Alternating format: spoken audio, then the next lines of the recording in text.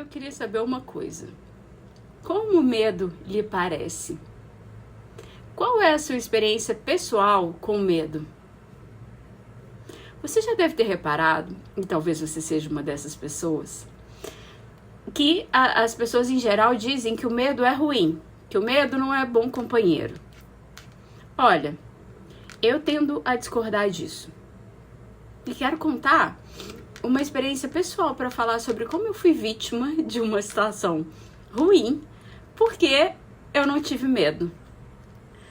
Não tem muito tempo, eu estava correndo e avistei um cachorro que eu achava que era meu amigo de experiências anteriores. Mas ele, assustado com a minha corrida, me mordeu na coxa.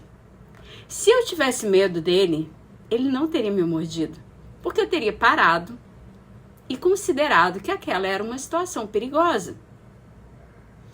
O medo nos protege e nos prepara para situações de perigo.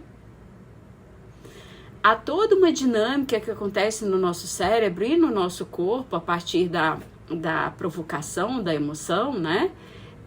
Que fazem com que a gente esteja preparado para esse desafio. Então, em primeiro lugar, o medo é uma medida de proteção. Depois, a gente pode pensar o seguinte: o medo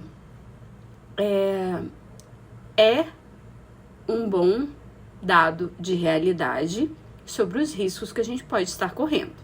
Só que andar na companhia do medo e estar com medo o tempo todo pode ser muito prejudicial nas nossas vidas, claro.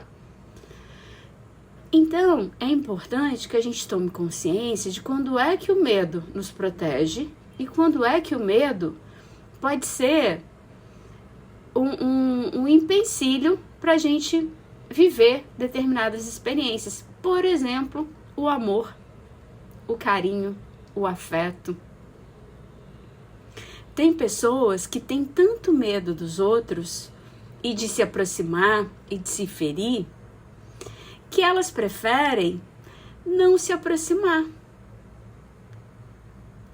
Eu percebo que nos dias de hoje, uma tendência muito grande em relação a todas essas questões importantes, né, acerca das graves questões, né, sociais, a falta de saúde social hoje, eu tenho reparado como as pessoas têm evitado tomar o risco de se aproximar umas das outras. Só, pessoal, que o medo de a gente vir a sofrer lá na frente, o medo de nos tornarmos vulneráveis o suficiente para criarmos vínculos uns com os outros, e vínculo aqui, tá? Quando eu falo de amor, quando eu falo de vínculo, carinho, afeto, eu tô falando sobre todo tipo de relação, tá? Não tô falando só das relações afetivas. Acontece que o risco, então, de nós não nos relacionarmos com outras pessoas em níveis mais profundos é muito pequeno em vista do risco que a gente corre de não ter essas mesmas relações.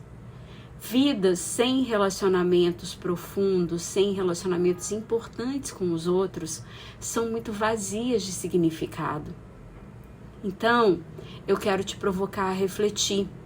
Será que o medo na sua vida está te impedindo de estabelecer relações importantes com outras pessoas e de viver e de experimentar afetos tão importantes?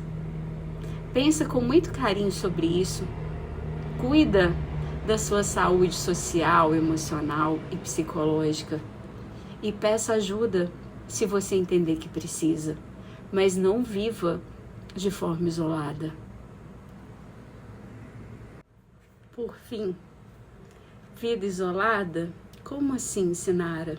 Uma vida sem afeto, uma vida sem relações profundas, uma vida na qual você está sempre sozinho, sozinha, sempre sem a possibilidade de experimentar um abraço, uma acolhida, uma conversa significativa, o compartilhamento de emoções, de experiências, a possibilidade de viver momentos com os outros.